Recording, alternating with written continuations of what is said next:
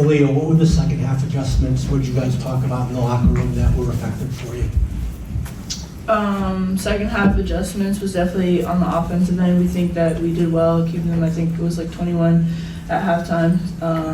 So we were good on the defensive end, just to keep rebounding, but offensively we need to move them more, get the ball moving side to side, and to execute the things that we want to run.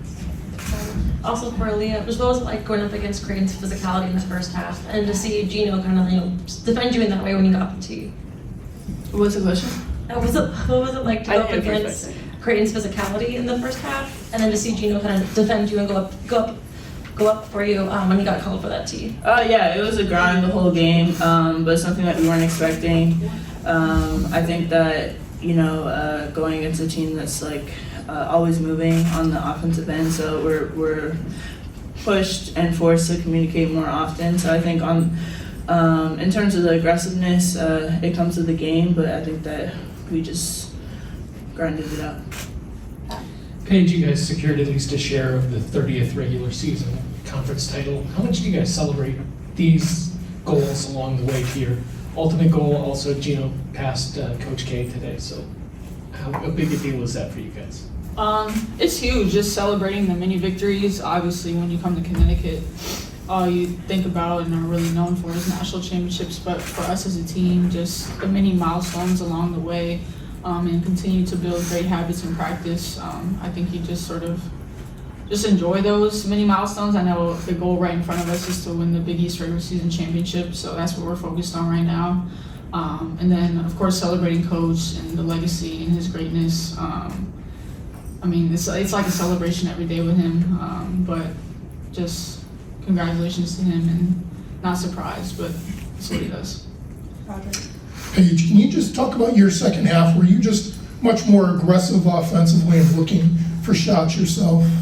Yeah, I feel like, in the first half I was aggressive. I just didn't make as many shots as I did in the second half, but trying to not settle, get to the basket more, get out in the lanes on defense, which leads to easier opportunities on offense. But yeah, just especially when Aaliyah went out, I kind of had to step up, knowing that she wasn't on the floor. And I tried to be even more aggressive at that point. But yeah, just continue to look for my shot, read the defense, do what the defense gives me, and just stay aggressive. Emily? For Paige and Nika, you guys played almost the whole game today. What does your conditioning and training and all of that look like at this point in the season to kind of stay fresh and also, have the legs to go for 39 minutes like that? I feel like we can thank Hootie and our conditioning staff and Janelle for that, because we can say we're used to it, having 7 players in rotation, 9 players on the floor, but at the end of the day, you need to have good people in the program that are going to make this happen and prepare you for stuff like this, and they definitely did. And this is a perfect example out there how we did. I feel like we've had a long stretch now with 2 games and a couple practices, so being able to grind it out for 40 minutes, it's thanks to them. Mike? Aaliyah, to you, right? What would you say has been the key for you, say, since New Year's? You're really on a really efficient and productive streak at, coming down the stretch, playing really well. I would just say confidence, consistency, just trying to make easy plays for myself and for my teammates, be a steady player. I think that it's helped me be more productive over the past couple of games now. I just got to lead into March. As we said, we're trying to clinch that chip at the Big East Championship, so just working towards that and staying motivated to do so. Nika or Paige, for you guys to collectively as a group just really be effective on the glass, the guards to really be able to be a big part of that effort, what's just been the messaging, especially just the last few weeks of making sure you guys are helping Aaliyah and being able to not fall behind too much in that phase of the game? Nika? I feel like, Coach puts an emphasis on it a lot. We see how hard Aaliyah fights down there in the lane. Sometimes today I saw sometimes there was 5 of their players and Aaliyah got a rebound in front of all of them. So, just seeing that and being like, oh shit, we need to step up and get in there and help her. I feel like Ash had 9, Paige had a lot. Just just making sure that she's not alone down there and also Ice. I feel like she also grinds down there a lot. So just making sure that we know we're undersized, so help each other out, step up for each other. Vicky.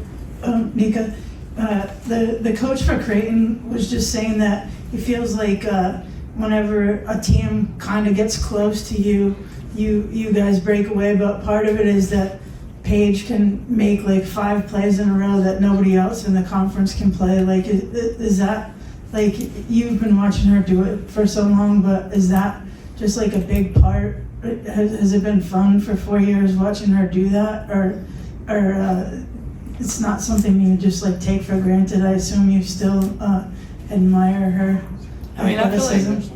I feel like sometimes we take it for granted. Just she's so consistent with her game, so efficient with her game that after a while you're like that's what she's gonna do. That's what we're used to. But then you just step back and look at her game, and you're just amazed with how talented she is. But people think it's talent. It's a lot of hard work. She's the hardest working player ever, and being able to come back from injury and still stay so consistent and even more efficient than what you were before. I feel like today's game was a perfect testament to who she is. Shots were not falling, but we as a team know that we can't win without her, and we're still gonna get her the ball. We're still gonna get screens for her, and we still want her to shoot those shots, and we still want her to play one-on-one.